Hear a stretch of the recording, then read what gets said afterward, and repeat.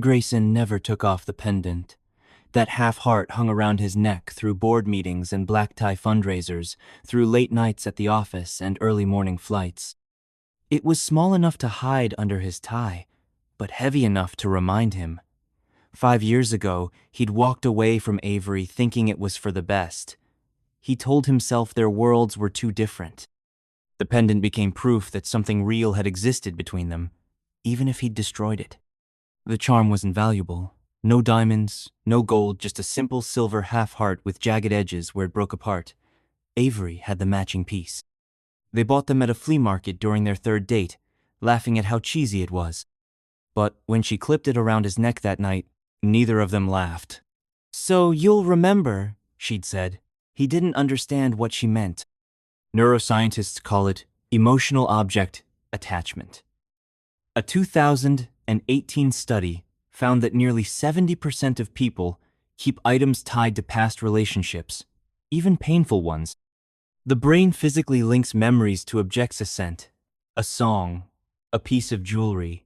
Grayson's pendant functioned like that.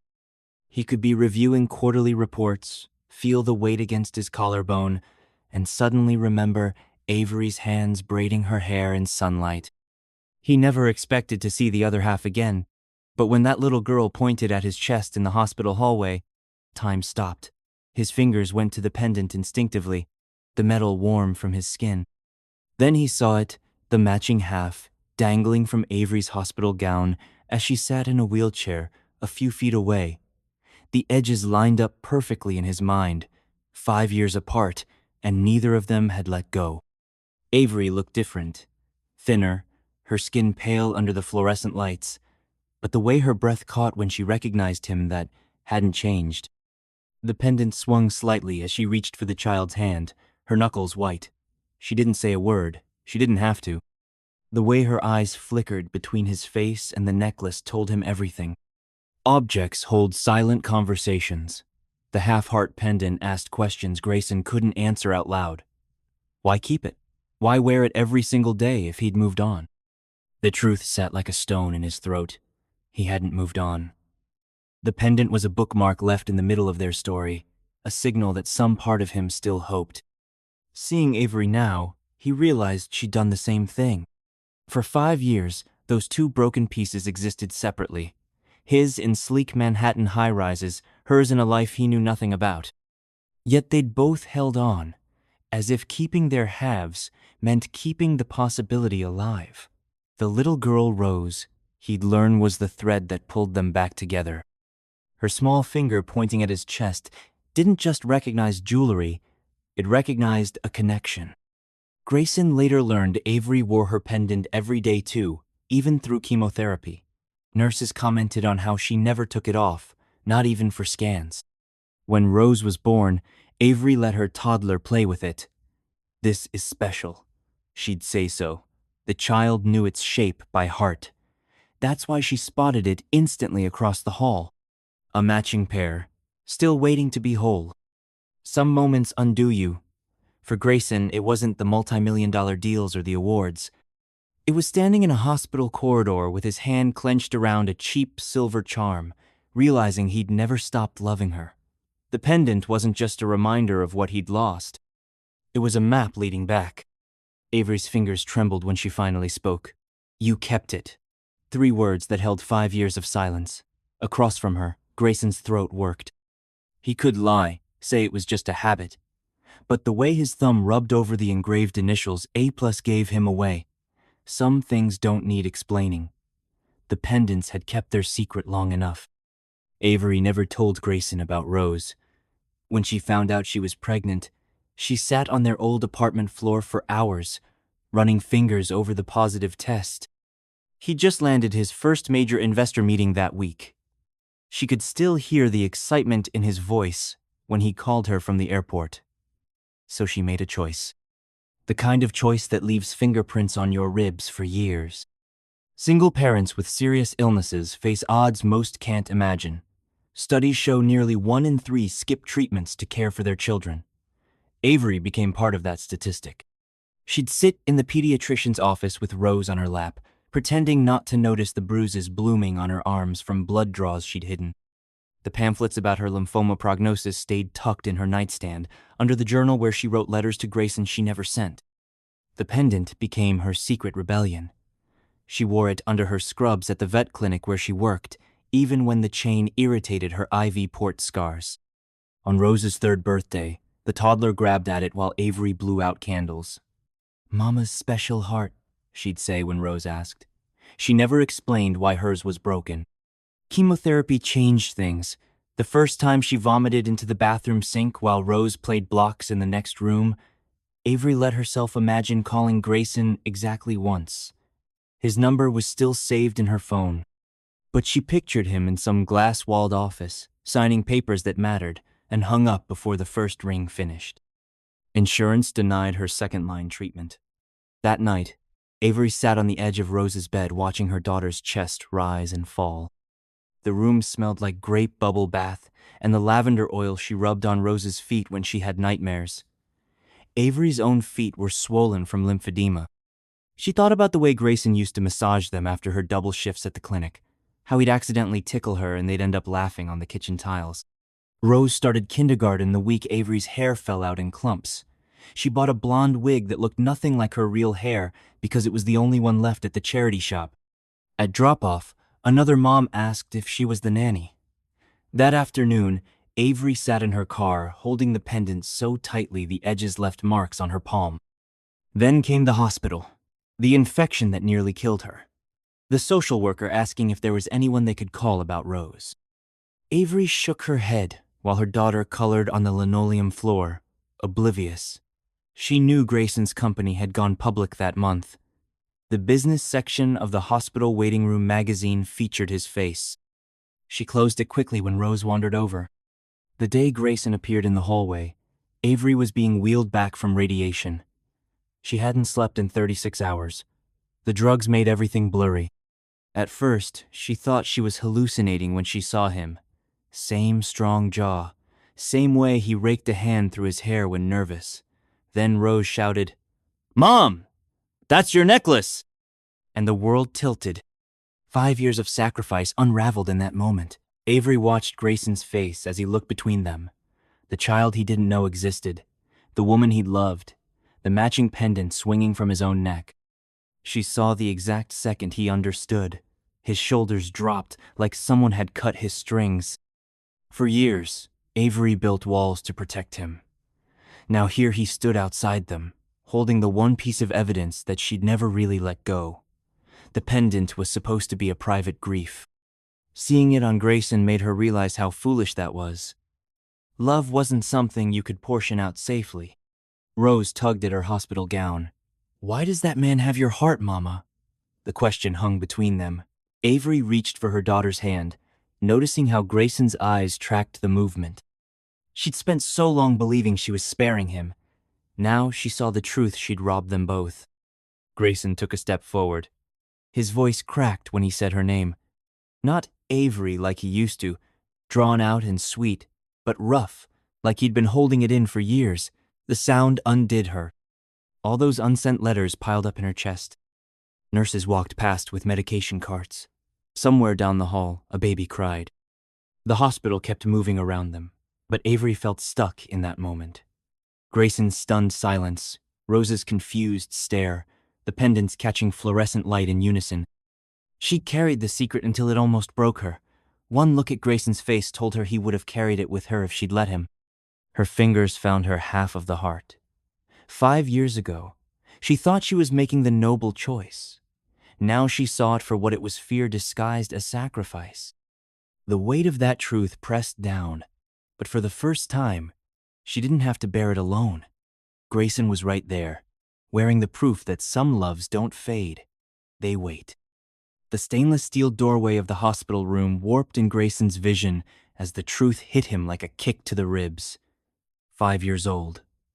Rose was exactly 5 years old. He didn't need the calculator app on his phone to confirm it. The timeline matched perfectly with the last months he and Avery had been together. The little girl currently hanging upside down off the visitor's chair had his mother's nose, his own stubborn chin. And suddenly, the CEO who negotiated billion-dollar deals without breaking a sweat couldn't remember how to breathe. Fatherhood wasn't in his life plan. Not yet, maybe not ever. Boardroom battles and quarterly reports had been his focus for so long that fatherhood felt like a concept from some other man's life. But here was the evidenza, living, breathing child who shared his DNA, humming to herself as she drew crayon scribbles on the back of discharge paperwork. Every detail burned itself into his brain. The chipped pink polish on her fingernails, the way she stuck her tongue out when concentrating, the fact that she'd brought her stuffed giraffe to the hospital like it was a normal day. Men discovering late fatherhood often describe feeling like they've stepped onto a moving train. One 2019 study found 78% experienced sudden identity shifts, grieving the lost years while scrambling to adapt. Grayson gripped the edge of Avery's hospital bed as the numbers flashed through his mind. 825 days. That's how many sunrises he'd missed seeing through Rose's eyes. First words, first steps, first everything. The weight pressed against his sternum until he thought it might crack. Rose chose that moment to abandon her drawing. She padded across the room in socked feet and climbed onto his lap as if she'd done it 1,000 times before. The warmth of her small body shocked him. "Daddy," she said absently, picking at a loose thread on his suit jacket. "Does your office have glitter markers?" The word dropped between them like a stone. Daddy. Not Mr. Not Grayson words Avery later admitted she'd coached Rose to use. Just Daddy. Effortless and unthinking, as if she'd been waiting years to say it. Avery started to intervene, but Grayson shook his head. His throat worked for 3 full seconds before he managed, "No glitter markers, but we can get some." His voice sounded foreign to his own softer, less polished. The version of himself that only emerged during late-night phone calls with his sister. Rose beamed and immediately launched into a story about her preschool's art supplies. Grayson listened with rapt attention, cataloging each detail like a man starved. This was his daughter, his child. The realization kept crashing over him in fresh waves every few minutes. When she leaned her head against his chest, he froze, terrified any movement might make her pull away. Avery watched them from the bed, exhaustion and something else in her eyes, regret maybe, or hope. "She's got your stubbornness," she murmured. When the doctors tried to take her giraffe for germ reasons last week, she staged a sit-in protest in the hallway. Grayson huffed a laugh despite the ache in his chest. He'd done the same thing at 4 when his mother tried to throw out his ripped superhero cape.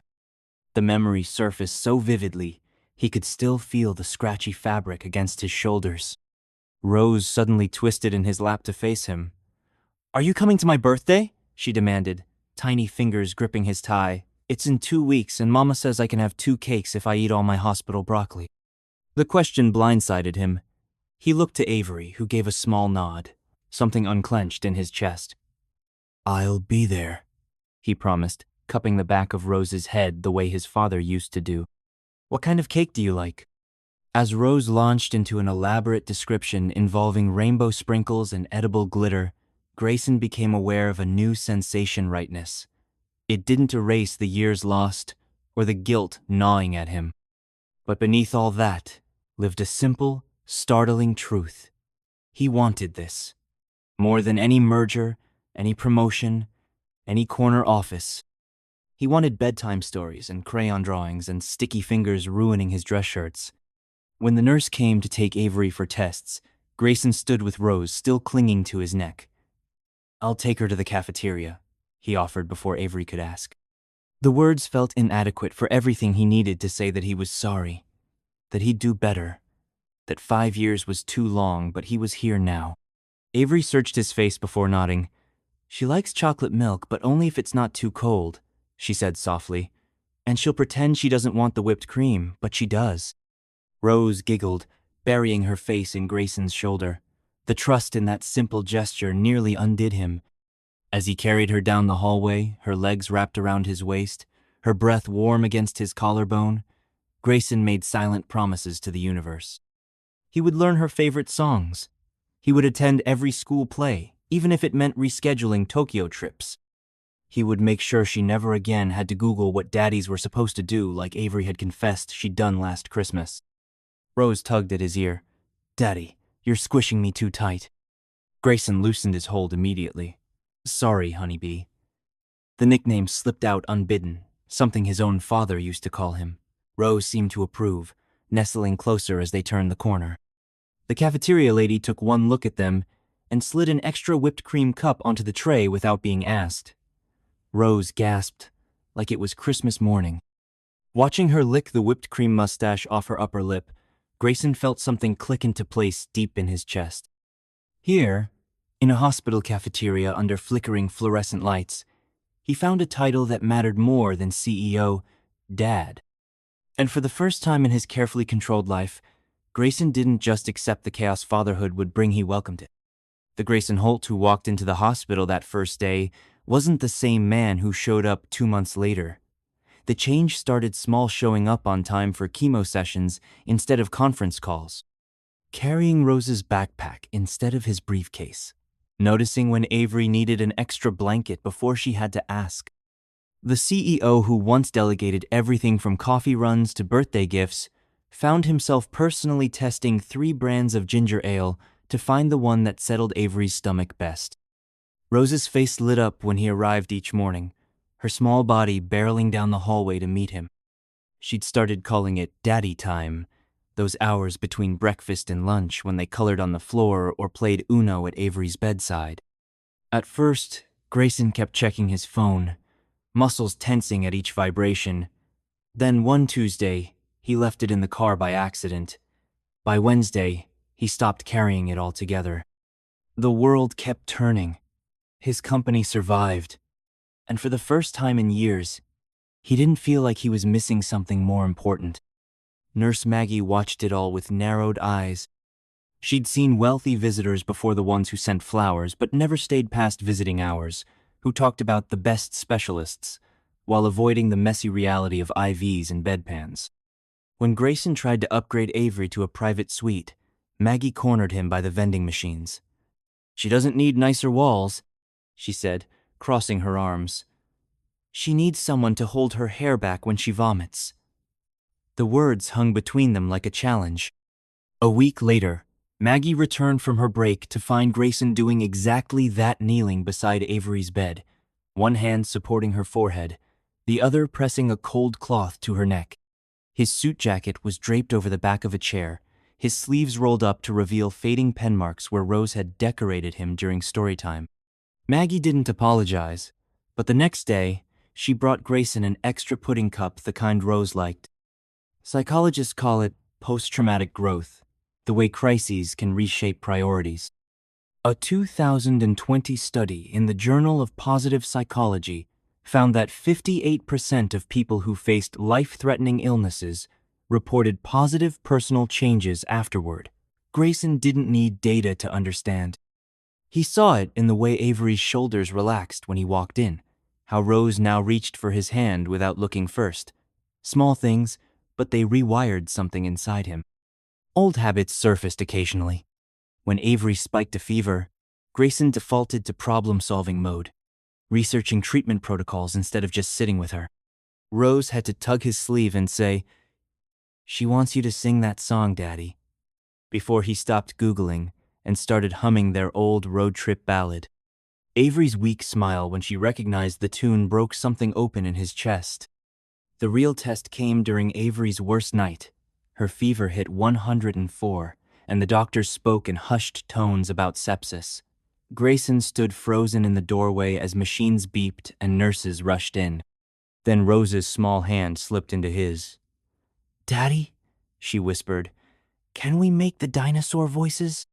So while professionals worked, he knelt on the floor with his daughter and acted out her favorite story, Tyrannosaurus roaring, Triceratops bumbling, until Avery's weak laugh floated down from the bed. Maggie found them like that hours later, Rose asleep against Grayson's shoulder, his tie clutched in her fist. Avery resting peacefully for the first time that night. Grayson hadn't even noticed his knees had gone numb from the tile floor. When Maggie handed him a coffee, she didn't mention the tear tracks on his face. "You're good at this," was all she said. Morning light revealed the truth in the rumpled details, the half-empty juice box on the windowsill from when he'd helped Rose practice pouring, the folded blanket he kept behind the chair for Avery's chills, the crayon drawings taped to every monitor because Rose insisted they made the machines less scary. Grayson had stopped counting the meetings he'd missed or the emails piling up. The man who once measured his worth in quarterly profits now counted it in quiet moments, the squeeze of Avery's fingers when pain meds kicked in, the way Rose murmured, "Love you, Daddy," half asleep against his neck. When the hospital social worker suggested creating an official visitation schedule, Grayson shook his head. "We don't need one." The word surprised even him, not because he hesitated to commit, but because it no longer felt like a choice. Showing up wasn't something he scheduled, it was simply what he did now, who he was. Avery's good days became their unofficial holidays. On one particularly bright afternoon, Grayson managed to sneak her outside in a wheelchair for ice cream with Rose. As the sun warmed their faces, Avery looked at him with an expression he hadn't seen in years, something open and unguarded. "You're really here," she said, more statement than question. Grayson didn't answer with words. He just took her hand and pressed it to his chest, right where his pendant still hung under his shirt. The same place it had been all along, waiting for them to find their way back. Later that evening, Maggie caught him washing Avery's favorite mug in the patient kitchen. She didn't comment, just handed him a fresh dish towel. But when Grayson turned around, he caught her smiling at the sight of his sleeves rolled up again, his tie loosened, his shoes scuffed from chasing Rose down hallways. The proof wasn't in grand gestures or expensive gifts. It was in the everyday mess of showing up, again and again, without being asked. By the time discharge papers appeared on Avery's tray, no one questioned where they'd gone, the nurses, not Rose, and certainly not Grayson. The CEO who once measured success in board votes and stock prices now counted it in something far simpler. 3 toothbrushes by his bathroom sink, 2 pendants resting on the same dresser, and a small hand that never hesitated before slipping into his. Rose didn't understand timelines or diagnoses, but she knew her mother's hospital bracelet matched her own pink plastic watch. That was enough for her. When Grayson entered their lives, she accepted him with the uncomplicated trust of a child who'd been waiting for someone without knowing exactly what was missing. The day she pointed to his pendant in the hallway wasn't a dramatic revelation in her mind. It was simply the moment her family puzzle clicked into place. She bounced between hospital rooms like they were playgrounds, turning IV poles into jungle gyms and wheelchair footrests into rocket ships. The nurses gave her sticker charts for each round of chemo she attended without complaining when Avery needed quiet. Rose stuck them to the wall above her mother's bed in a rainbow pattern, her small fingers smoothing each one carefully. "Look, Mama," she'd say, "we're making the room pretty." The nurses never mentioned that some stickers covered cracks where other families had punched walls. Children process illness differently than adults. While Avery and Grayson tracked white blood cell counts, Rose focused on collecting smiley face stickers from the phlebotomist. Psychologists call this protective buffering, the way young minds instinctively shield themselves from overwhelming truths. When Rose overheard the word cancer, she asked if it was like the crab in her picture books. No one corrected her. Letting her believe in a sea creature eating bad cells was easier than explaining why Mama's hair kept falling out. The first time Rose called Grayson Daddy in front of hospital staff, he froze mid-sentence. She didn't notice. She was too busy threading his belt loops with pink ribbons from her craft kit. "I'm decorating you," she informed him matter-of-factly. Grayson's throat worked as he nodded, his usual boardroom eloquence failing him. Later, when Avery apologized for Rose's presumption, Grayson just shook his head. "She's not wrong," he said quietly, watching Rose stick gold stars on his dress shoes. Her joy bloomed in unexpected places. During lumbar punctures, Rose would press her palms against the procedure room window, making silly faces until Avery smiled. When Grayson dozed off in the recliner after overnight vigils, Rose covered him with her My Little Pony blanket. She didn't grasp that the dark circles under their eyes meant anything more than needing extra story time. And maybe that was the gift or ability to turn hospital corridors into dance floors, to make helping mama take pills a game of pretend tea party. The day Avery's fever spiked dangerously high, Rose remained oblivious to the frantic whispers between doctors. She sat cross-legged on the floor outside the ICU, carefully gluing pom-poms to a cardboard crown. "This is for Mama when she wakes up," she told Grayson, holding it out for inspection. The glitter smudged on her cheeks matched the tear tracks on his. He lifted her onto his lap, and together they decorated the crown until security kicked them out for blocking the hallway. Researchers note that children often become emotional barometers during parental illness, reacting more to atmosphere than medical specifics. Rose sensed when to bring Avery her favorite stuffed frog without being asked. She learned to tiptoe during migraine hours, but also knew exactly when to climb into bed and demand tickles. Her instincts guided Grayson Touche to grab his hand when Avery needed space, or push his phone away when he'd been scrolling too long. "Play dinosaurs with me," she'd command. And somehow, the world felt lighter afterward. The family therapist gave them coloring books about big feelings, but Rose preferred making her own stories. Her stick figure drawings papered the hospital walls, Avery with a sunshine head, Grayson with his briefcase, Rose holding both their hands. Sometimes there was a fourth figure with a scribbled halo. "Grandpa watching from heaven," she explained when Avery hesitated. No one had told her about Avery's father. She just knew. When remission became a real possibility, it was Rose who declared it first.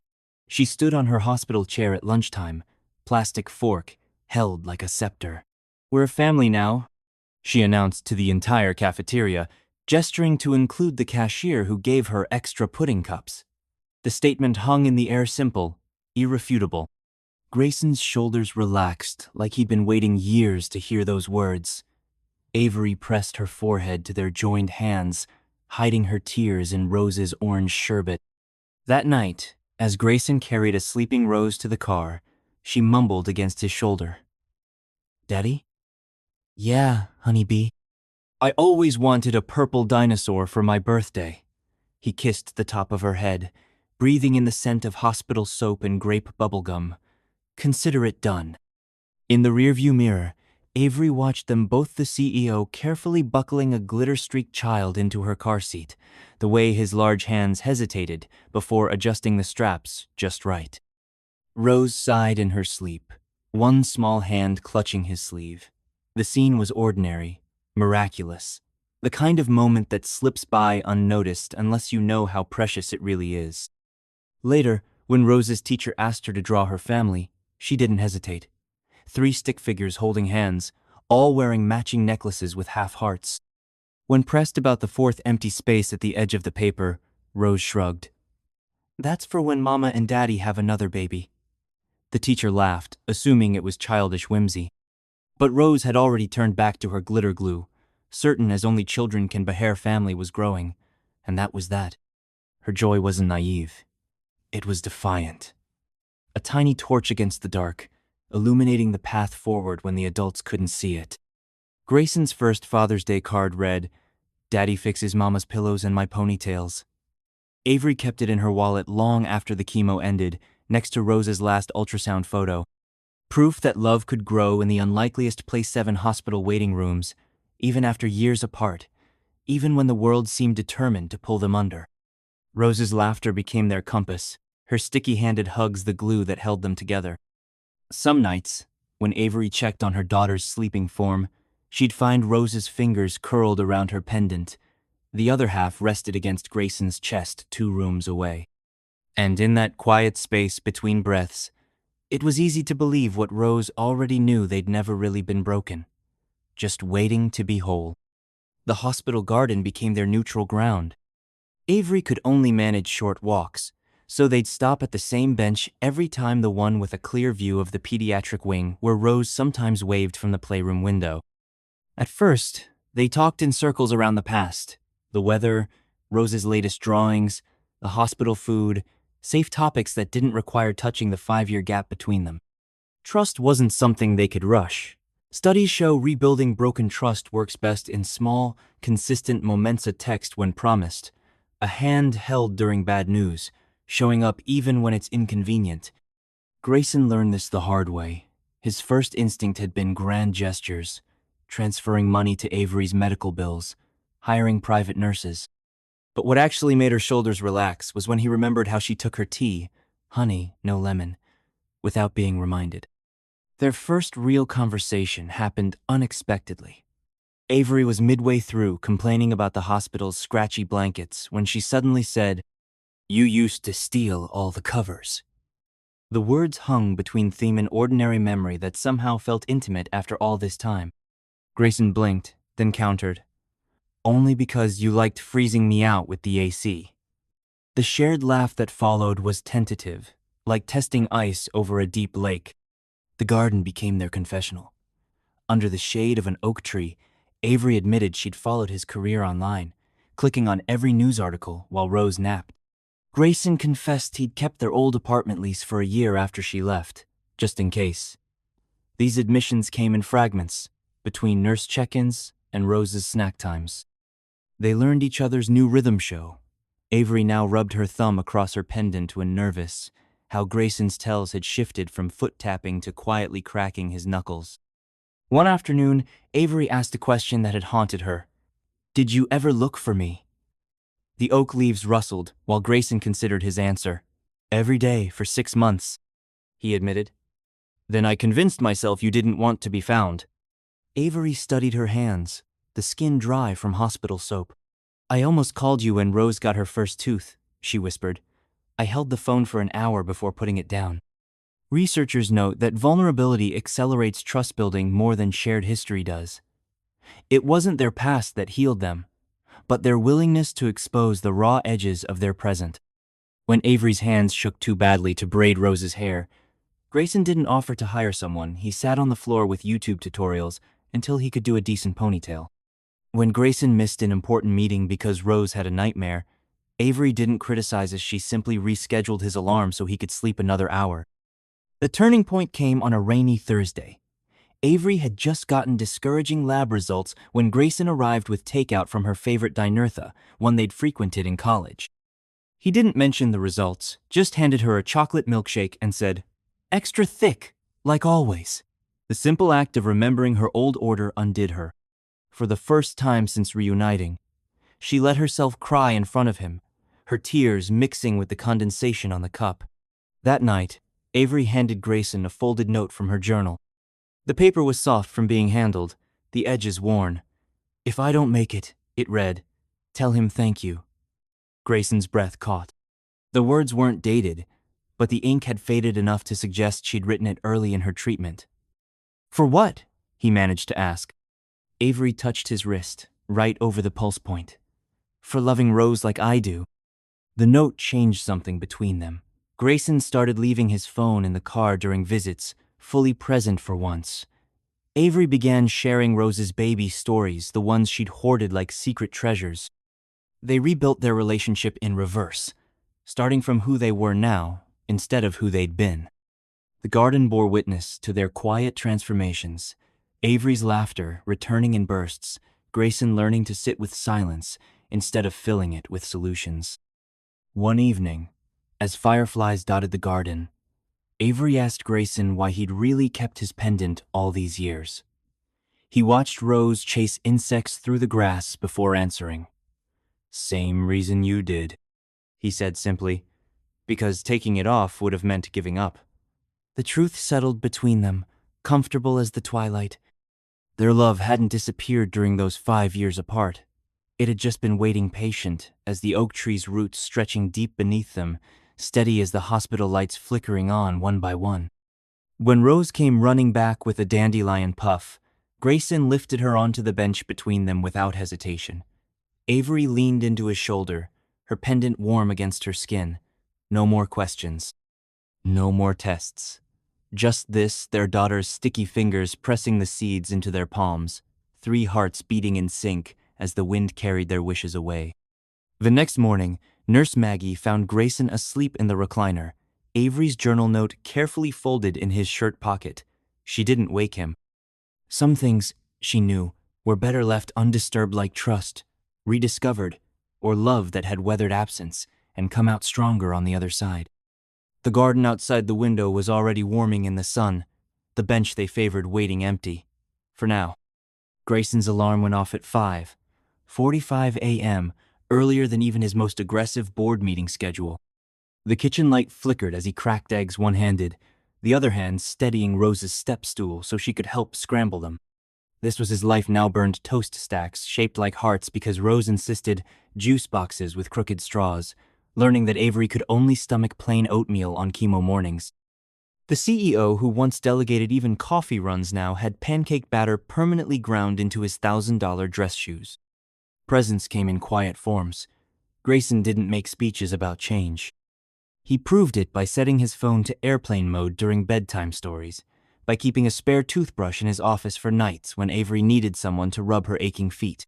Studies show children with consistent parental presence develop stronger emotional resilience, something Rose demonstrated when she started greeting stressful medical procedures by squeezing Grayson's hand exactly 3 times, their secret code for "I love you." Balancing work and family wasn't graceful. There were days Grayson took investor calls from hospital parking lots, his collar wrinkled from where Rose had clung to him during goodbyes.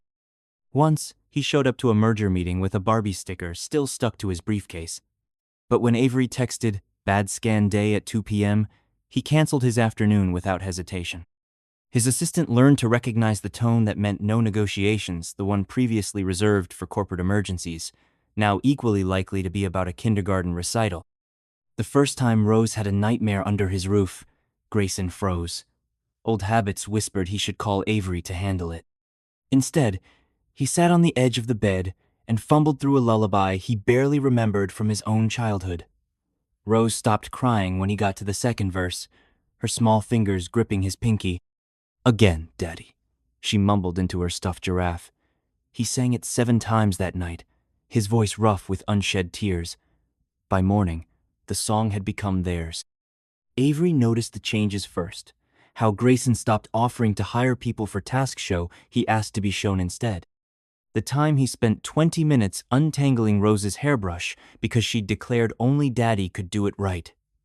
The night he sat through 3 consecutive episodes of Peppa Pig without checking his email. These weren't concessions, they were choices. Research on family bonding shows children interpret presence through repetition, the same bedtime routine, the predictable arrival times, the solid certainty of being someone's priority. Rose began expecting Grayson the way she expected morning or bedtime, as inevitable as sunlight. Their first real test came when Avery's white blood cell count plummeted, requiring isolation. Grayson rearranged his entire work calendar without telling her, then showed up with 2 matching walkie-talkie sewn for Rose, one for Avery's hospital room. "Over and out, Mama," Rose giggled into the static each night. It kept them connected through the glass when touching wasn't allowed. The nurses later admitted they'd never seen a CEO build a blanket fort in a negative pressure room before. Grayson's penthouse had always been immaculate. Now it collected evidence of life crayon masterpieces taped to his home office walls, mismatched socks under the coffee table, a permanent indent on the couch where Rose curled up for stories. His chef quit when Grayson insisted on cooking Tuesday dinners himself, despite producing decidedly mediocre spaghetti. Avery found him scowling at a burnt grilled cheese one evening, his sleeves rolled up to reveal flour-dusted forearms. "It's not right," he grumbled. She kissed his cheek anyway, tasting salt and charred bread. The morning they all woke up under one roof for the first time, Grayson lay perfectly still. Rose had wedged herself between him and Avery, her feet digging into his ribs. Avery's slow breaths warmed his shoulder. Outside, the city pulsed with its usual urgency mails piling up, meetings starting without him. But here, in this sunlit tangle of limbs and whispered morning voices, time stretched differently. Rose yawned and demanded pancakes with the crunchy edges. Avery sleepily negotiated for 5 more minutes. Grayson pressed his lips to both their foreheads, his pendant cool against his chest. He learned presence meant showing up for the unremarkable moments as much as the crises.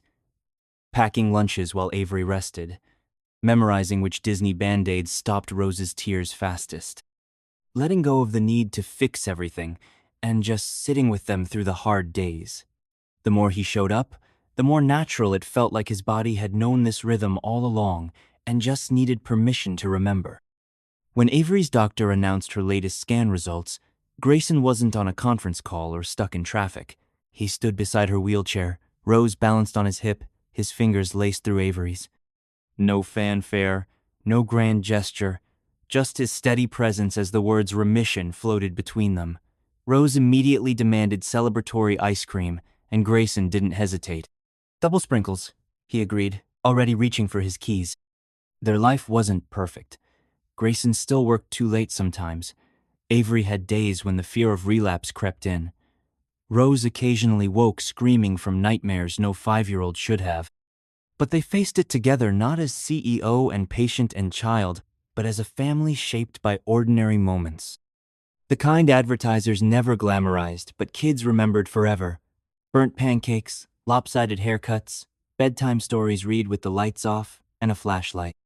One evening, Grayson came home to find Avery asleep on the couch, Rose's latest artwork taped to her chest like armor. He carefully peeled it off a stick figure family with 3 hearts connected by glitter glue. No missing pieces this time. He taped it to the fridge beside takeout menus and medical reminders, right where everyone could see it. Then he knelt to untie Rose's shoes from where she'd kicked them off mid-sprint, their laces knotted beyond repair. Tomorrow, he'd teach her again. And the day after that. And every day after, not as a visitor in their lives, but as someone who belonged there. Avery's journal lived in the bottom drawer of her hospital nightstand, its pages warped from being handled with unwashed, medicated hands. The leather cover was worn soft at the edges, the spine cracked from being opened too many times at 3 a.m. when fear and steroids kept sleep away. She'd started it the day of her diagnosis, when the doctor said lymphoma, and her first thought wasn't about treatment, it was that Rose might grow up without remembering her voice. The early entries were practical. Medication schedules, questions for the oncologist, lists of who to call if things went bad. But by page 12, the tone shifted. The handwriting grew messier, the sentences longer, and looping as the chemo brain fog set in. That's when the letters to Grayson began unsent, unpolished, the kind of truths you only whisper to paper in the dead of night. "I never stopped loving him even when he broke me," she wrote after Rose's 4th birthday party, watching her daughter blow out candles alone at their kitchen table. The words bled through the page, the pen pressed too hard. Psychologists call this expressive writing, a way to process trauma that's been shown to reduce stress and improve immune function in cancer patients. Avery didn't know the science. She just knew the weight in her chest lightened slightly each time she put pen to paper. Some entries were angry. She wrote about the night she left, how Grayson had missed their anniversary dinner for a client meeting again, how she'd packed her bags shaking, the pendant he'd given her burning a hole in her pocket. Other pages were softer, filled with memories she couldn't share with Rose yet. The time Grayson carried her piggyback through a rainstorm because she'd forgotten her shoes, how he always cut the crusts off her toast without being asked. The journal became a map of her illness and her heart. On good days, she wrote about Rose's laughter, or the way sunlight hit the hospital garden. On bad days, she scribbled frantic lists of things Rose should know how to tell when peaches are ripe, the lyrics to their favorite lullaby, what to do if her heart got broken. These pages were dotted with water stains that could have been sweat or tears. When Grayson re-entered their lives, the journal entries changed again. Now she wrote about the way he carefully peeled oranges for Rose, removing every bit of pith just like he used to do for her. How his expensive shoes were always covered in sidewalk chalk by the time they left the playroom. The time she woke from a fever dream to find him reading her journal aloud, not the personal pages, but the silly ones where she'd recorded Rose's mispronounced words. Baschetti, for spaghetti. Hospital, for hospital. His voice cracked on that last one. The note she eventually gave Grayson wasn't planned.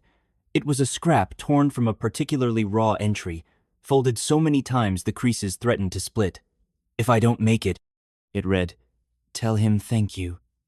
Simple words that held everything: her regret, her gratitude, her hope that he'd keep loving Rose even if she couldn't. Studies show that written goodbyes help both the dying and the living process grief, but Avery wasn't thinking about research when she pressed it into Grayson's hand. She just needed him to know. Grayson kept the note in his wallet, the edges going soft from being handled. Sometimes he'd take it out when Avery was sleeping, tracing the smudged ink where her fingers had brushed the words. He never asked about the rest of the journal, though he often saw her writing in it when she thought no one was looking. The night before Avery's stem cell transplant, the journal almost came between them. Grayson found it lying open on the bathroom counter, a fresh entry detailing her fears about not waking up from the procedure. His reflection in the mirror looked stricken. "You can't leave that lying around," he said, louder than intended. Avery snatched it back, hugging it to her chest like armor. For a heartbeat, they stood frozen 5 years of unsaid words thick in the air between them. Then Rose called from the other room, demanding someone fix her stuffed giraffe's loose eye. The moment passed, but something shifted. That night, Avery left the journal on Grayson's pillow with a new note, marking a specific page. "Read this one," it said. "Then we'll talk." The entry was dated the week after Rose was born. Avery described holding her newborn daughter alone in the hospital bed, the pendant warm against her chest as she whispered Grayson's name into the quiet. "I wish he could see her," she'd written. "She has his ears." The ink was faded, but the emotion still fresh, the page bearing the ghost of a water stain shaped like a teardrop. When Grayson finally looked up, Avery was standing in the doorway with 2 cups of terrible hospital coffee. She didn't apologize or explain, just handed him a cup and sat beside him, their shoulders touching. "There's more," she said quietly, "if you want to hear it." They spent the night passing the journal back and forth, Grayson reading aloud as Avery interjected with context or corrections. Some passages made him laugh, like when she described Rose's first solid food attempt ending up in her own hair. Others made him go silent for long minutes, like the entry where Avery admitted she'd driven past his office building on Rose's first birthday, just to feel close to him. By dawn, the journal lay open between them, its secrets no longer a barrier but a bridge. The last page Grayson read contained only 6 words. "Today, Rose asked about her father." Avery's handwriting was uncharacteristically neat, each letter carefully formed. Below it, in different ink and a shakier hand, she'd added much later, "He found us." The journal didn't solve everything. Avery still woke some nights reaching for it, her fingers twitching with the need to document every moment in case she ran out of time. Grayson still occasionally caught her watching him with Rose, her expression equal parts joy and sorrow. But the weight between them lessened with each shared page, each whispered confession in the dark. On the day of Avery's transplant, Grayson brought the journal to the hospital without being asked. While she slept under the influence of pre-op meds, he added his own entry, for the first time a single sentence on a fresh page, written in his precise corporate handwriting. "We'll be here when you wake up." He left it open on her tray table where she'd see it, the pen placed carefully beside it like an invitation. Avery's recovery was slow. There were days when the journal sat untouched, when even holding a pen required more energy than she had. But eventually, new entries began appearing, this time in alternating handwriting. Grayson's crisp print, detailing Rose's antics. Avery's loopy script, recording small victories. The journal was no longer just a record of illness and regret. It had become something else entirely, a living document of the family they were building, one honest word at a time. The last page held only 3 items: a crayon drawing by Rose of 3 stick figures holding hands, a dried dandelion from the hospital garden, and a new note, this one in Avery's steady, recovered handwriting. "We made it." The hospital garden wasn't much, just a small square of grass with a few benches and some potted flowers. But to Avery, it felt like another world. For 20 minutes each day, when her strength allowed, she could sit there and forget the IV pole waiting just inside the doors. The air smelled different here, even if it was just hospital garden air, mixed with disinfectant from the open windows. But it was enough. Enough to remind her that life existed beyond white walls and beeping machines. Grayson found her there one afternoon, her face tilted toward the weak sunlight. She wasn't hooked to any tubes for once, just wrapped in a thin hospital blanket, with her bare feet tucked under her. He hesitated in the doorway, struck by how young she looked without the constant hum of medical equipment around her. Rose was at school, and for the first time in weeks, they were alone without distractions or emergencies. They started meeting there regularly. At first, their conversations were careful updates on Rose, comments about the weather. But gradually, the garden became their neutral ground, the one place where they could talk about things too heavy for Rose's ears. The oak tree near the fence bore witness to their quiet confessions, Avery admitting she'd kept every birthday card Grayson's sister sent Rose. Grayson confessing he'd driven past Rose's preschool once but lost his nerve to go inside. Research shows green spaces reduce stress hormones in patients by up to 30%. Avery didn't need studies to prove it. She felt the difference in her body, the way her shoulders relaxed when the breeze ruffled her hair, how her nausea eased slightly among the lavender bushes. Some days, when the chemo made her too weak to walk, Grayson would wheel her out anyway, parking her chair where she could watch the sparrows fight over breadcrumbs. The garden was where Avery first mentioned her fears about not surviving. The words came out haltingly, her fingers plucking at the blanket's edge. Grayson didn't interrupt with empty promises. He just listened, his hand covering hers where it lay between them on the bench. When she finished, he pointed to a seedling pushing through the dirt near their feet. "Look," he said quietly. "Still growing." It wasn't a solution. But for that moment, it was enough. Their most important conversations happened in that garden. The day Avery told Grayson about Rose's birth, how she'd held their daughter alone in the delivery room, whispering his name into the quiet. The afternoon, Grayson admitted he'd kept their old apartment key for a year after she left, just in case. These talks weren't planned. They surfaced naturally between the rustle of leaves and distant ambulance sirens, as if the garden itself coaxed the truths out. Rose loved the garden too. She'd race around collecting dandelions, declaring each one a wish flower. Sometimes she'd drag Grayson by the hand to inspect every anthill, her chatter filling the space between her parents' silences. On good days, Avery could walk a few steps with Rose clinging to her IV pole like it was a shopping cart, their laughter drawing smiles from passing nurses. The celebration happened unexpectedly. Avery's latest scan showed remarkable improvement.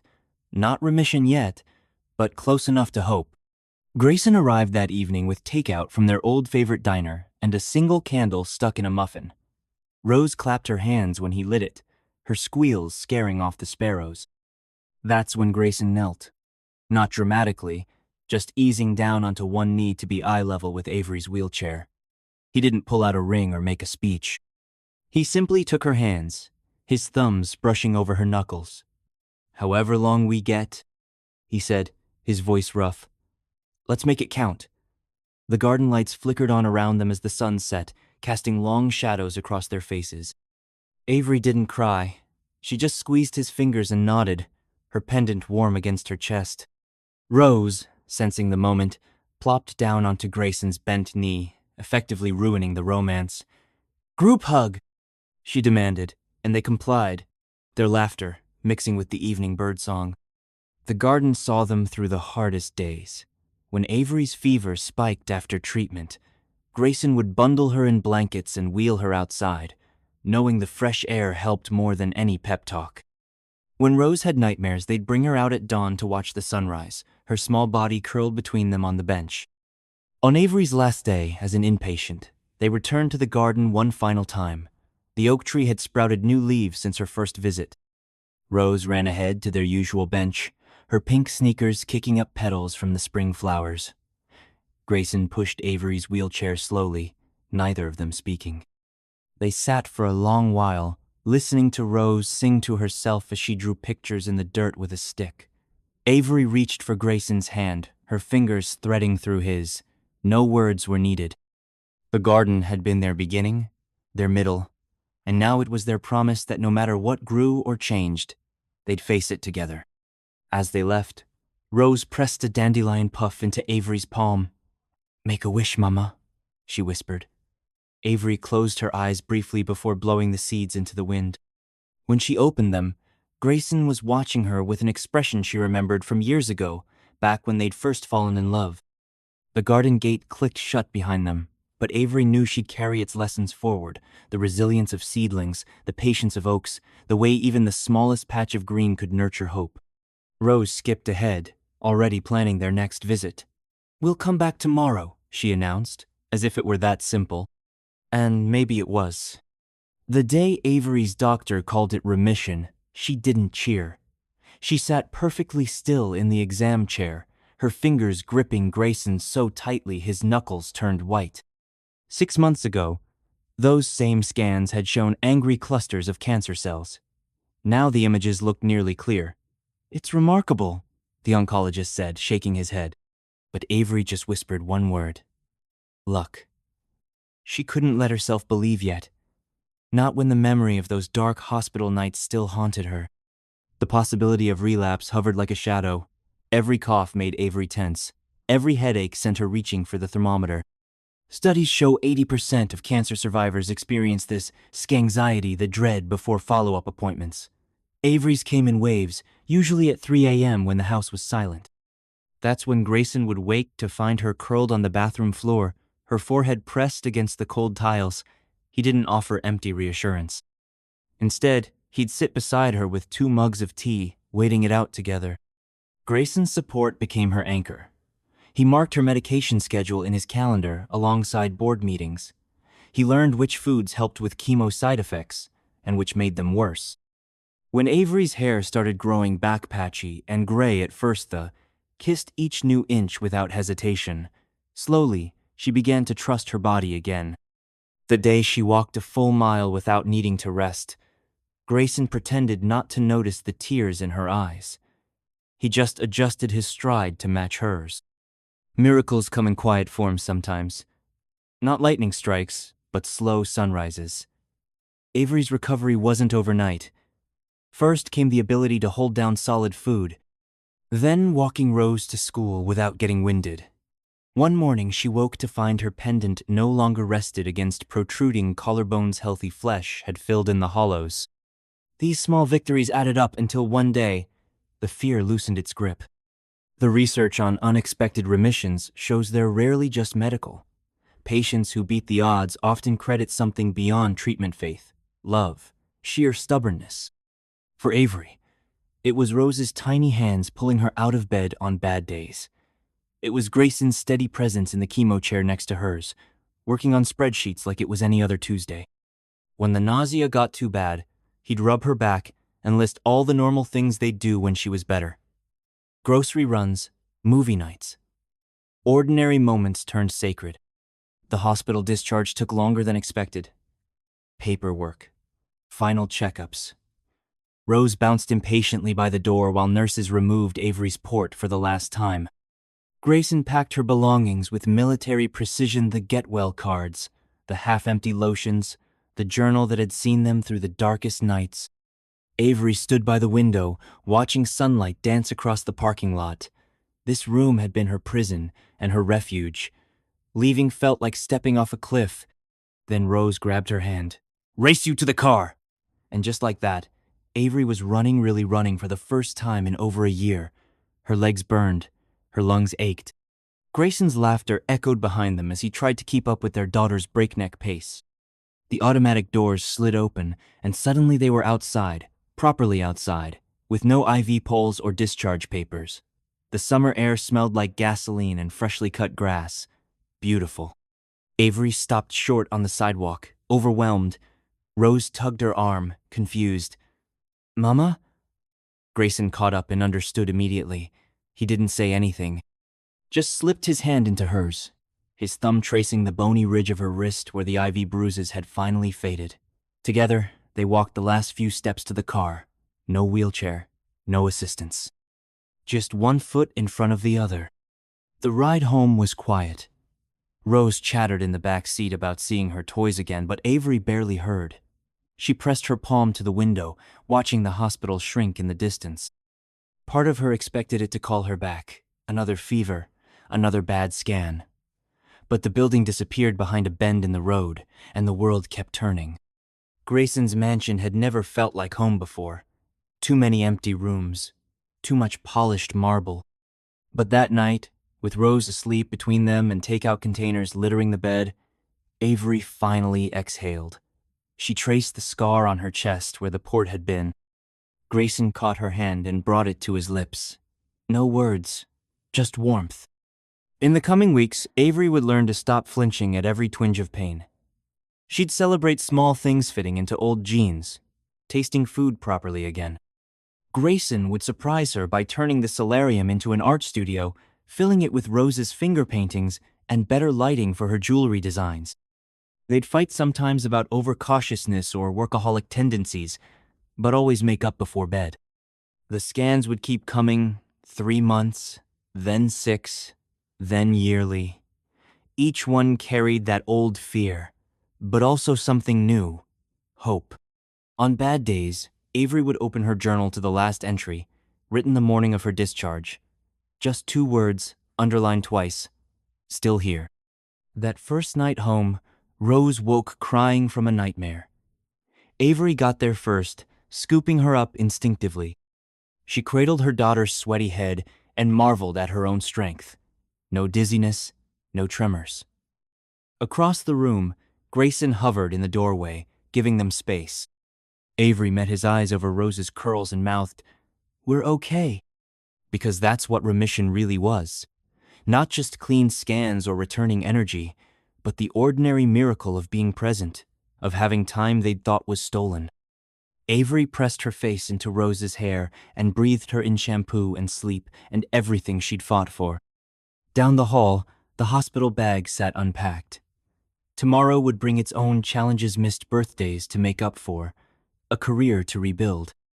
But for now, in this quiet room with Grayson's hand on her shoulder and Rose's heartbeat against her chest, Avery let herself believe in second chances. The future wasn't guaranteed. None of theirs were. But it was theirs. And that was enough. Grayson's mansion had always been impressive sprawling rooms, designer furniture, the kind of place featured in architecture magazines. But it wasn't until Avery and Rose moved in that the house began to feel like something more. The guest suite he'd transformed for them still smelled of fresh paint when they arrived, the walls now a soft lavender instead of sterile white. He'd replaced the abstract art with framed photos of Rose's drawings and shelves for Avery's books. It was small compared to the rest of the house, but it was theirs. The first night was awkward. Rose's room down the hall, painted peach with her name above the bed, was filled with new toys Grayson had researched for weeks. But she clung to Avery's leg, her small fingers twisting the hem of her pajamas. The marble floors Ava had once admired now echoed too loudly underfoot. Grayson hovered in the doorway, uncertain. The CEO who negotiated billion-dollar deals didn't know how to make his own house feel welcoming. They found their rhythm in small ways.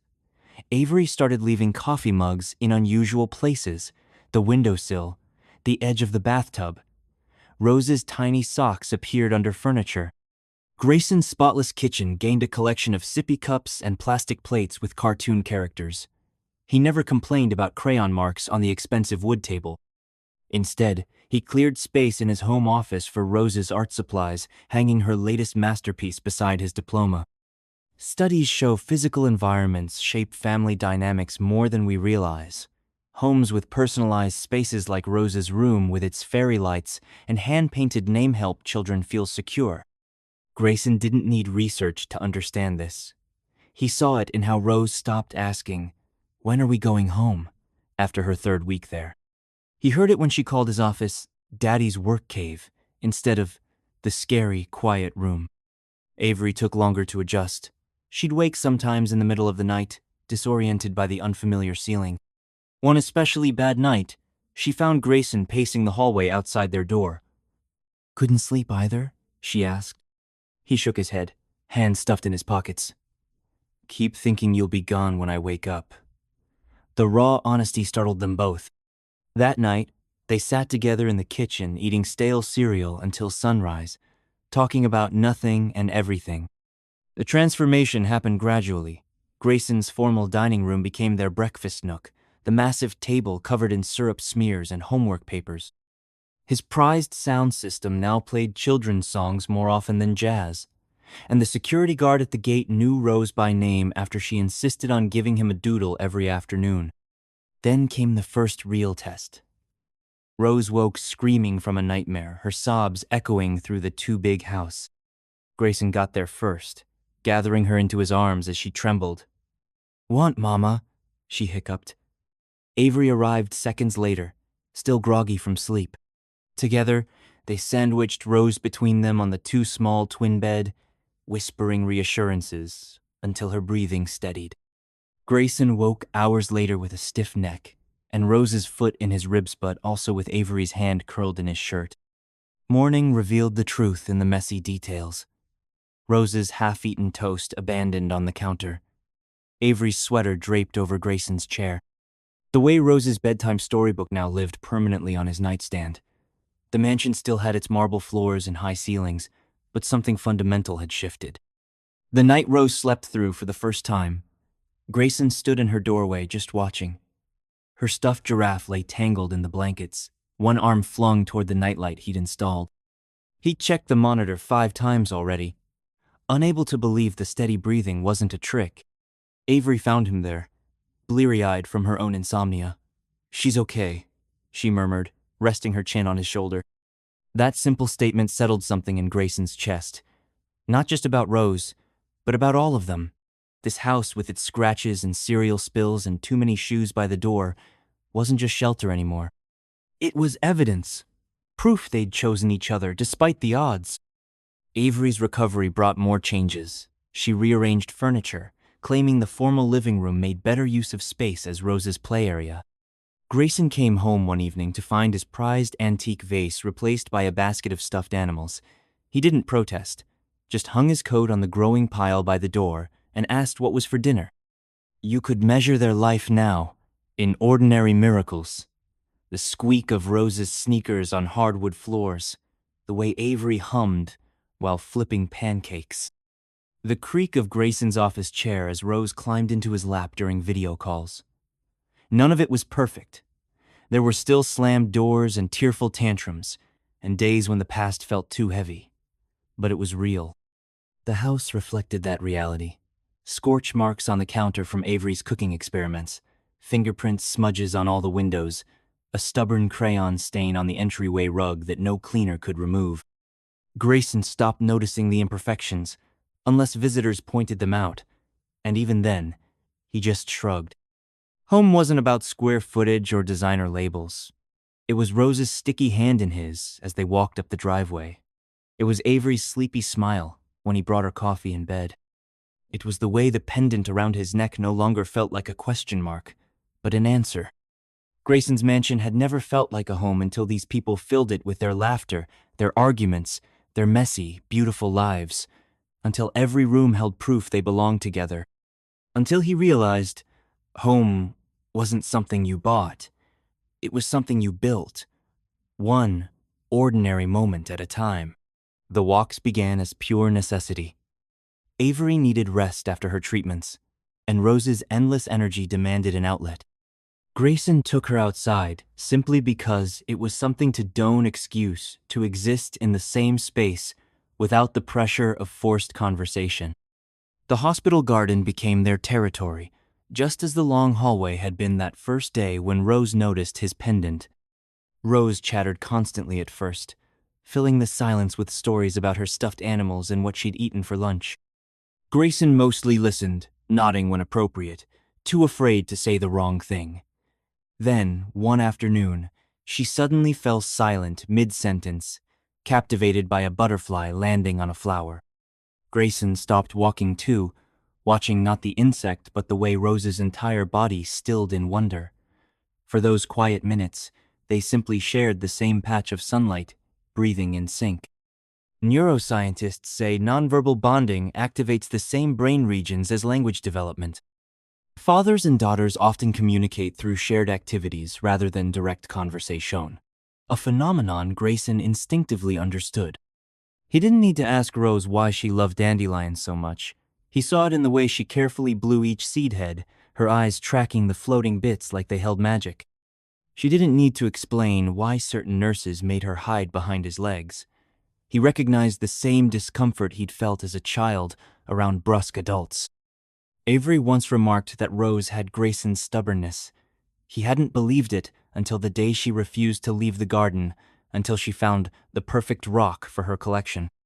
For 40 minutes, he followed her meticulous search, watching her small hands reject stone after stone with the same decisive flick of the wrist he used when dismissing subpar proposals at work. When she finally held up a pebble ordinary to his eyes, her triumphant grin mirrored one he'd seen in his own childhood photos. These discoveries came in quiet moments. The way they both tilted their heads when concentrating. How they avoided stepping on sidewalk cracks without realizing it. The shared aversion to bananas that made Avery roll her eyes. With each small recognition, Grayson felt something wordless settle between theme and understanding that didn't require explanation. Their routines developed naturally.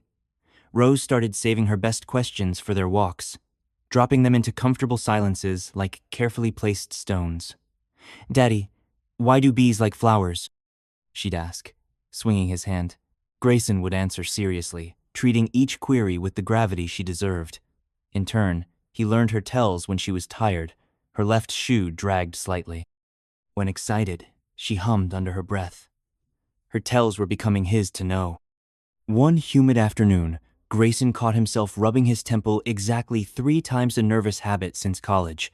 Seconds later, Rose absent-mindedly mimicked the gesture while studying an ant trail. The realization hit him square in the chest. She was learning him too, not just as daddy, but as a person with quirks and habits worth adopting. Studies show children unconsciously mirror parental behaviors as early as 18 months, but knowing the science didn't dull the wonder of seeing his mannerisms reflected in this small, separate human. Rainy days drove them to the hospital atrium, where Rose invented games involving the patterned floor tiles. Grayson didn't realize they'd developed inside jokes until Avery gave them identical puzzled looks when they both snorted at the phrase "purple grapes." Somewhere between medical updates and chemotherapy, cycles they'd built to shorthand all their own. The real test came when Rose had her first post-remission nightmare. Grayson reached her room to find Avery already there, but Rose pushed past her mother's hug and crawled straight into his lap.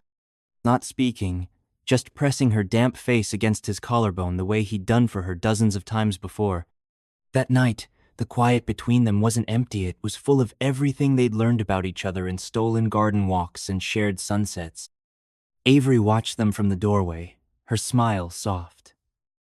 She'd once worried Grayson would struggle to connect with Rose beyond expensive gifts and weekend visits.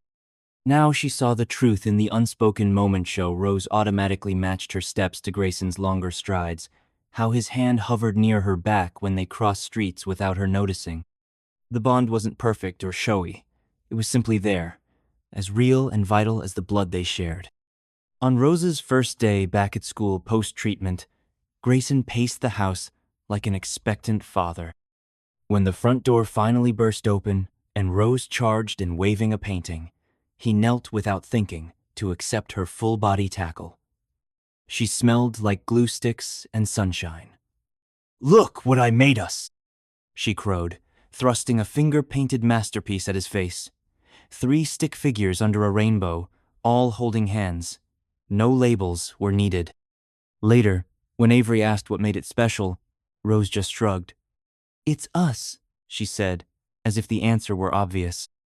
And in that moment, Grayson understood what their walks had really been about. Not filling silence or killing time, but stitching themselves together in all the spaces between words. When Rose started yawning that evening, Grayson carried her upstairs without being asked. Halfway up, her head dropped onto his shoulder with a quiet thud. He didn't need to check if she was asleep. He knew the exact weight of her relaxed body by now. Avery met them at the bedroom door, but Rose's fingers had twisted into his shirt, unwilling to let go even in sleep. Grayson ended up stretched awkwardly on the twin bed, one arm going numb under Rose's small frame. The position should have been uncomfortable, but all he felt was rightness. Somewhere between the gardens and the nightmares, the quiet walks and shared smiles, they'd crossed an invisible line. Now, when Rose called him daddy, it wasn't a question or a test. It was simply the truth of thema connection, deeper than DNA, stronger than time apart. In the quiet dark, Grayson pressed his lips to Rose's forehead. No words needed, just love given and received in the language they'd built together. The board meeting notification buzzed on Grayson's phone exactly as Rose climbed into his lap with her math homework. He stared at the screen in emergency session about the Singapore merger he'd spent 9 months negotiating. Across the kitchen, Avery winced as she tried lifting the kettle with her still weak left arm. Grayson swiped the notification away and reached for Rose's pencil. "Let's see number 4 again," he said, turning the worksheet toward him. The moment passed quietly, but its meaning rang clear. Modern families aren't made by blood alone. Research shows increasing numbers of people are choosing relatives through shared experience and commitment rather than DNA. Grayson had built his career on carefully calculated risks. But this, raising another man's biological child, loving a woman who'd once walked away, made no logical sense. Yet here he was, canceling international flights for parent-teacher conferences, learning to braid hair between conference calls. When his COO confronted him about declining stockholder dinners, Grayson didn't justify his choices. He simply showed up at the next gala with Avery and Rose in tow, enduring the whispers as Rose spilled juice on the investor seating chart. That night, Avery found him scrubbing the stain in their bathroom at 2 a.m. "You don't have to prove anything," she murmured. Grayson kept scrubbing. "Yes, I do. To myself." The real turning point came during Rose's first school play. Grayson's assistant had scheduled a Tokyo trip for the same afternoon, critical negotiations requiring his presence. 20 years ago, he'd missed his own sister's graduation for a client meeting. This time, he delegated the trip to his VP without hesitation. As he sat squished between other parents in the elementary school auditorium, Rose spotted him in the crowd and broke character to wave wildly. The video call from Tokyo buzzed unanswered in his pocket. Chosen families faced unique challenges. For Grayson, it meant explaining to Rose why her biological father wasn't in the picture, while simultaneously proving he wasn't going anywhere. "But what if you get mad like Mommy did?" she asked one night after a nightmare. Grayson took her small hands in his. "Being family means staying," he said simply. He knew she didn't fully understand yet, but she fell asleep gripping his pinky like an anchor. The mansion's west wing became Avery's jewelry studio. What had been a formal guest suite now glittered with beads and wire cutters, the hardwood permanently scarred by dropped tools. Grayson pretended to grumble about the mess while secretly loving the evidence of her returning strength. When an investor commented on the unconventional arrangement during a home meeting, Grayson handed them a whiskey and changed the subject. Then came the lymphoma support group meeting. Grayson arrived late from work to find chairs arranged in a circle, Avery pale but determined beside Rose, who clutched her stuffed giraffe. New members introduced themselves, wives, daughters, sons. When it was his turn, Grayson hesitated. "I'm Rose's father," he said. The words still felt new in his mouth. Avery squeezed his knee under the table. No one questioned it. Rose's biological father became a whispered conversation between late-night laundry folding. Avery admitted she'd tried contacting him once after the diagnosis, but the number was disconnected.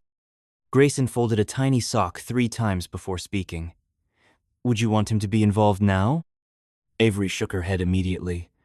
"Rose has everything she needs." The subtext hung between them: "She has you." That night, Grayson added Rose to his health insurance without telling Avery.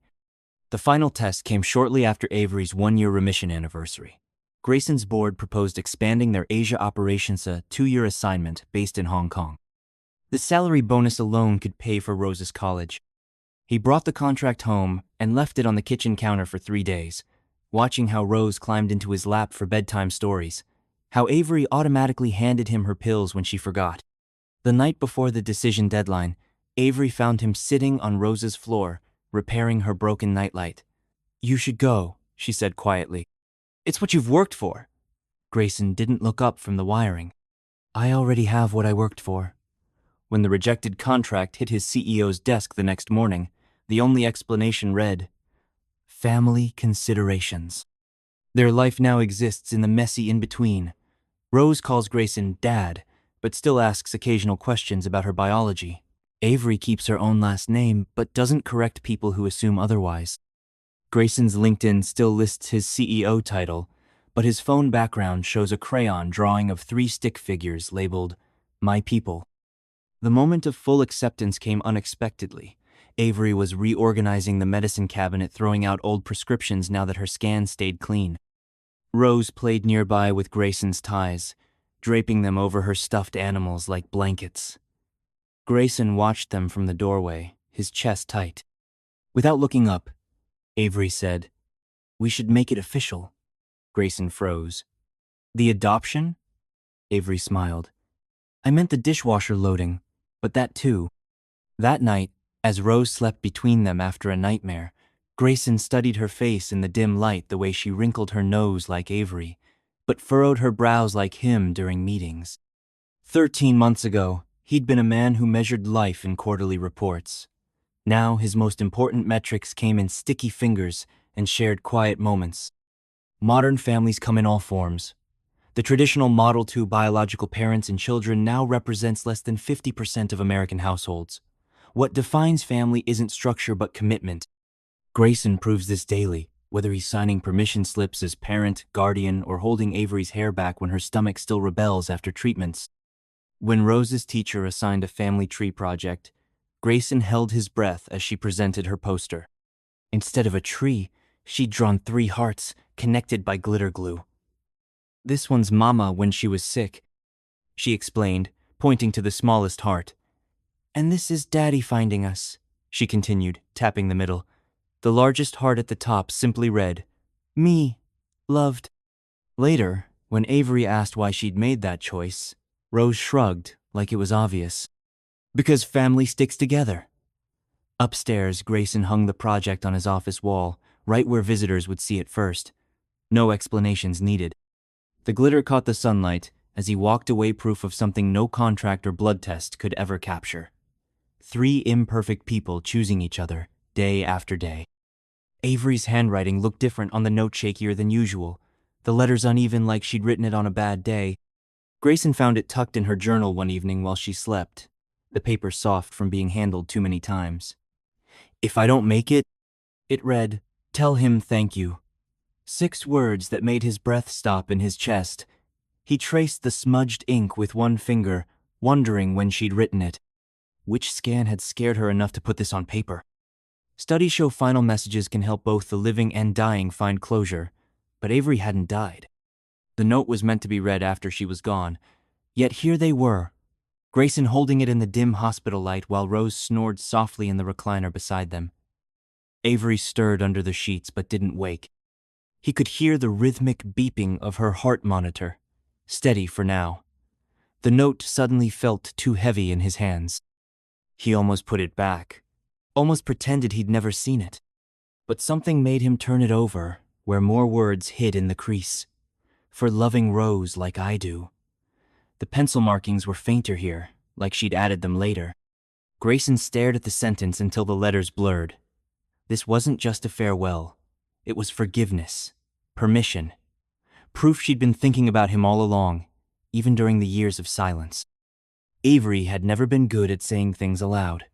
Her love language was action, showing up for chemo appointments with Rose's favorite stuffed animal, learning which nurses took extra time with her. But this note, written when she thought no one would ever see it, was the most honest thing she'd ever given him. Grayson carefully refolded it along the original creases, the paper resisting slightly where her tears had dried. When Avery woke hours later, finding Grayson asleep in the chair with the note still clutched in his hand, she didn't panic, just sighed and reached for his wrist. You weren't supposed to see that yet, she whispered. Grayson blinked awake, the note crumpling slightly as his fingers tightened. Why, thank you, he asked, his voice rough with sleep. Avery touched the pendant at her throat, one matching his. Because you stayed when you didn't have to. That simple statement changed everything. All those months of Grayson wondering if he was intruding, if Avery just tolerated him for Rose's sake, the note erased those doubts at once. She'd written it knowing he'd be the one raising their daughter if things went bad, trusting him despite their messy history. The realization settled over Grayson like sunlight through hospital blinds. He wasn't a placeholder. He was their family. Researchers found that written expressions of gratitude significantly improve relationship satisfaction up to 32% in longitudinal studies. Grayson didn't need numbers to feel the shift. Suddenly, the small things took on new meaning. How Avery automatically handed him Rose's school forms now instead of filling them out alone. The way she'd started leaving space for him in family photos rather than positioning herself as the buffer between him and their daughter. The note lived in Grayson's wallet after that, tucked behind his business cards. He took it out sometimes when stress mounted before big meetings, after tense phone calls with Avery's doctors. The edges softened with handling, the folds threatening to tear. One rainy Tuesday, while digging for his credit card at the pharmacy, the note fluttered to the floor. Rose picked it up before he could react. "Mom's writing," she observed, turning the paper over. Grayson held his breath, unsure how to explain, but Rose just nodded knowingly. "She writes me notes too, for when she's at doctor appointments." She handed it back carefully, as if understanding its importance. Later, Grayson would find a crayon drawing in his briefcase a stick figure family with a speech bubble reading, "Thank you." Rose had signed it with a heart. Avery never asked for the note back, though she caught glimpses of it sometimes speaking from Grayson's pocket when he pulled out his phone. Or once, water-stained after he'd gotten caught in a storm picking up Rose from dance class. She pretended not to notice when he carefully dried it with his shirt cuff, smoothing the wrinkles with more care than he gave his expensive suit jackets. By the time Avery went into remission, the note was barely legible, faded from being touched, the pencil marks blurred. But Grayson still kept it, transferring it to his new wallet when the old one wore out. The words had long since imprinted on his heart anyway. They guided him through tough decisions, when to push Avery to rest, when to let Rose stay up late talking about her fears. The simple message became a compass, pointing him toward what really mattered. On their first vacation as a family, a cabin by the lake Avery had always wanted to visit, Grayson found the note missing from his wallet. He panicked briefly before noticing the water bottle in Rose's cup holder. The note was laminated now, neatly sealed in plastic by Avery while he wasn't looking. "So it won't get ruined," she explained when he raised an eyebrow. Rose nodded seriously from the back seat. "Like how we protect important things." The note stayed in his wallet through everything: Rose starting school, Avery's first jewelry collection post-recovery, Grayson stepping down as CEO to spend more time with them. 5 years later, when they adopted Rose legally, he slipped it into the frame behind her new birth certificate, where no one could see but them. Just 6 words, worn soft as old cloth, that had somehow rebuilt their lives. That night, as they celebrated with takeout and a cake Rose decorated herself, Avery caught Grayson touching his pocket out of habit. She didn't comment, just smiled, and passed him the frosting tub. The note wasn't needed anymore, not really. Its work was done. Every time Rose called him Dad without hesitation, every time Avery reached for his hand in her sleep, the message echoed anyway. "Thank you for staying. Thank you for choosing us." Grayson had navigated boardroom coups and billion-dollar negotiations without breaking a sweat, but watching Avery's monitor flatline for 11 seconds during her stem cell transplant nearly broke him. The alarms shrieked as nurses rushed in, their movements sharp and practiced. He stood frozen against the wall, Rose's tiny hand crushing his fingers. This wasn't a problem he could solve with mergers or money. All his power and influence meant nothing in the face of that relentless single beep. Avery's health became their shared storm. Each new complication, the infections, the sudden fevers, the nights when she couldn't remember Rose's name, tested Grayson in ways no business crisis ever had. He learned to read monitors like stock tickers, understanding which numbers spelled danger. The uncertainty gnawed at him. What if the treatment failed? What if Rose needed him, and he didn't know what to do? The questions circled his mind during late-night vigils, his dress shoes sticking to hospital floor wax. Research shows crises, either fracture relationships or fuse them stronger. Grayson felt both possibilities warring inside him. Part of him wanted to retreat to what he knew, the controlled chaos of his company, where problems had solutions and emotions stayed neatly compartmentalized. But then Avery would wake from a fever dream and immediately ask for him, her voice thin as tissue paper. Or Rose would crawl into his lap with a picture book, her small body trusting him to make the world right. Those moments anchored him. His promise to stay became their lifeline. Not just physically present, but fully there, learning which medications made Avery nauseous, memorizing Rose's preschool schedule, stocking the fridge with electrolyte drinks before Avery's treatments. The CEO who once delegated everything now personally tracked her white blood cell counts on his phone. When Avery's hair started falling out in clumps, he bought 12 different scarves and let Rose help him test each one for softness. The worst night came during Avery's second round of chemo. Her temperature spiked to 104.3, and she began shaking so violently the bed rattled. Grayson stood helpless as nurses worked, his shirt sleeves still damp where Avery had vomited before losing consciousness. Rose slept in the waiting room under a social worker's supervision, her stuffed giraffe clutched tight. For the first time since reuniting, Grayson let himself chrysolent tears cutting through the sterile hospital air. Dawn found him slumped in a chair, Avery's limp hand in his. He'd slept maybe 20 minutes total, his neck stiff from the awkward angle. But when her fingers twitched against his palm, he was instantly alert. Her eyes fluttered open, unfocused at first. "Still here?" she whispered, her chapped lips barely moving. Grayson brought their joined hands to his forehead. "Always," he promised, the word rough with exhaustion. That moment changed something fundamental. Not in Avery's prognosis, she still faced months of treatment, but in how they faced it together. Grayson stopped pretending he had control. He learned to sit with fear instead of trying to outrun it. When Avery's scans came back ambiguous, he didn't spin scenarios, just held her while they waited for the doctor's interpretation.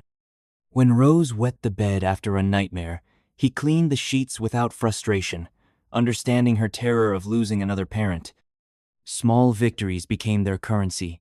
The day Avery kept down solid food, the first time Rose laughed during a hospital visit instead of crying. Grayson marked these moments like quarterly earnings, each one proof they were moving forward. His assistants started blocking off Fridays for family time without being asked. The board learned not to schedule meetings during Avery's chemo weeks. Researchers talk about post-traumatic growth, the way adversity can reshape priorities. Grayson saw it in himself. The man who once measured success in profit margins now found it in watching Avery walk to the mailbox without assistance. The executive who prized efficiency didn't mind spending 40 minutes helping Rose with a single math problem. His old life felt distant, like something that had happened to another person. The real test came when Avery's doctor mentioned relapse statistics. Grayson expected to feel that familiar panic, the need to fix what couldn't be fixed. Instead, he reached for Avery's hand and Rose's shoulder, anchoring himself in their warmth. Whatever came next, they'd face it like this together. Not as a CEO and a patient and a child, but as a family forged in hospital rooms and quiet acts of endurance. On discharge day, Grayson packed Avery's belongings with methodical care, the get-well cards, the half-used lotions, the journal that had seen them through the darkest nights. Rose danced around the room, her pink sneakers squeaking on polished floors. Avery stood by the window, watching sunlight paint the parking lot gold. Grayson came up behind her, his hands resting lightly on her shoulders. She leaned back into him, her body still too thin but growing stronger every day. Outside, the world continued, cars pulling in and out, people rushing to appointments, life moving forward. For so long, they'd existed in the suspended animation of illness. Now they got to rejoin that flow, scars and all. Rose crashed into their legs, demanding ice cream to celebrate. Grayson hoisted her onto his hip without thinking, his arm slotting into place like it was made to hold her. Avery smiled up at them, her eyes bright. No grand speeches, no dramatic promises. Just three people who'd weathered the worst and emerged, against all odds, still standing. Still choosing each other. As they walked to the car, Avery's steps slow but steady. Rose chattering about sprinkles, Grayson realized something. They weren't just surviving anymore. The storms hadn't stopped, but they'd learned to dance in the rain. And that, perhaps, was the real miracle. The garden party wasn't elaborate, just a few streamers hung between the oak trees, a simple cake from the grocery store, and a handful of close friends. But to Avery, standing barefoot in the grass with her sundress fluttering in the breeze, it felt like the most important celebration of her life. 6 months ago, she'd been hooked to an IV in a hospital bed. Today, her latest scan showed no signs of cancer. Grayson hovered nearby, adjusting Rose's party hat for the 10th time. His usual boardroom precision seemed to abandon him whenever ribbon or balloons were involved. Rose darted between guests with endless energy, her pink dress covered in frosting and grass stains. She'd insisted on decorating the cake herself, resulting in lopsided sprinkles and a crooked "Happy No More Chemo" spelled out in jelly beans. Grayson had watched the process with amused patience, intervening only when she tried to add princess stickers to the icing. Now the cake sat proudly on the picnic table, a messy testament to how far they'd come. Researchers say rituals help mark major life transitions, giving us space to honor both loss and new beginnings.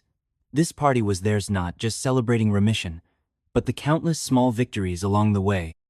The first full meal Avery kept down. The morning, Grayson found Rose asleep in his lap without hesitation, the handwritten note that had changed everything. Each memory hung in the air between them, as tangible as the paper lantern swaying overhead. Grayson caught Avery's eye across the yard. Without words, they both knew what the other was thinking. How unlikely this moment would have seemed a year ago, when hospital rooms and uncertainty were their whole world. He crossed the grass to stand beside her, his hand finding the small of her back like it belonged there. "You okay?" he murmured. Avery nodded, leaning into his touch. The question wasn't just about physical health. It was about the bittersweet weight of surviving when so many others didn't.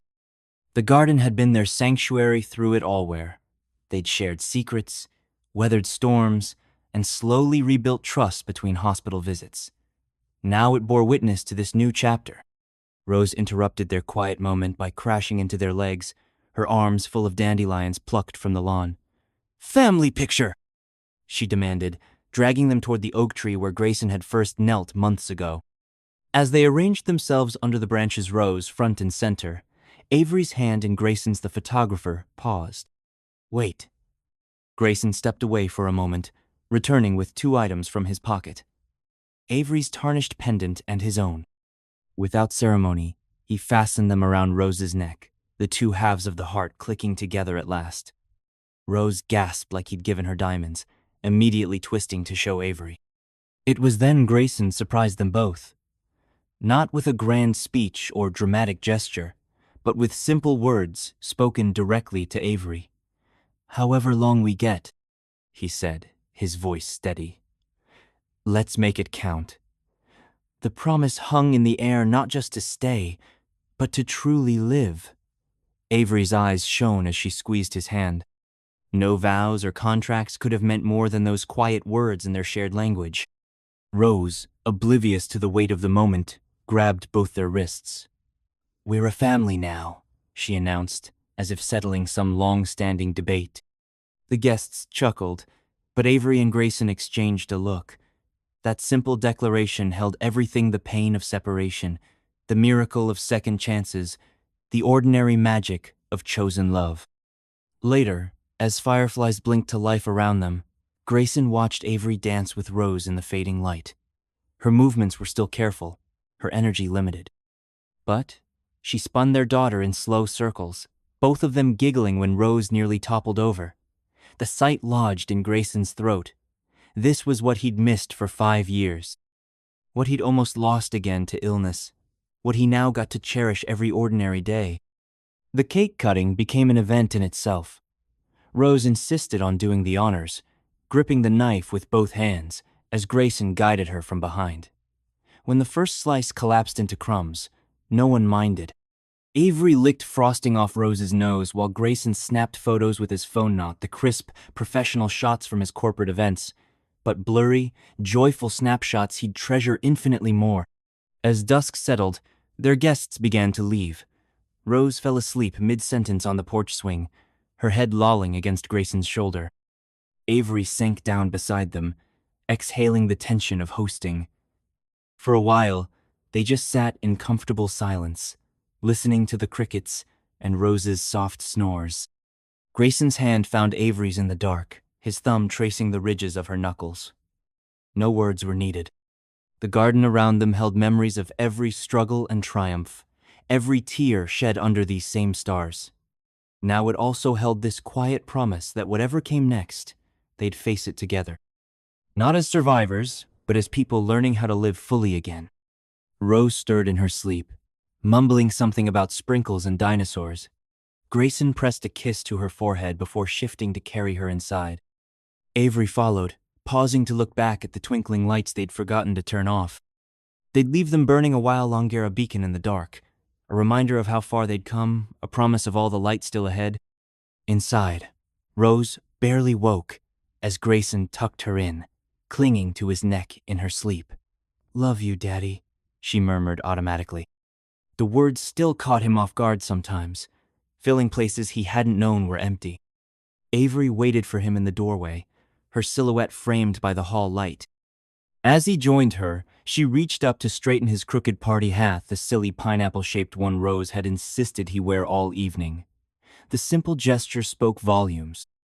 They'd thrown this party to celebrate an ending, but standing there in that quiet hallway, it was clear they were really commemorating a beginning. Their story wasn't perfect. There would still be scan anxieties and parenting dilemmas, old wounds that ached on rainy days. But as Avery leaned into Grayson's side, her head fitting perfectly against his shoulder, none of that mattered. The garden outside glowed softly behind them, the remnants of their celebration waiting to be cleaned up tomorrow. Tonight, there was only this, the three of them, together, finally home. Family isn't about perfect moments or flawless relationships. It's about showing up when it matters most. Grayson, Avery, and Rose taught us that love isn't defined by DNA or timing, but by the choice to stay, even when life gets messy. Their story began with a broken pendant and a little girl's recognition, but it grew through hospital vigils, shared gardens, and quiet promises kept. So take a moment today to cherish the people who've chosen you, in whatever form they appear, because sometimes the deepest love isn't the one that never fades, it's the one that finds its way back.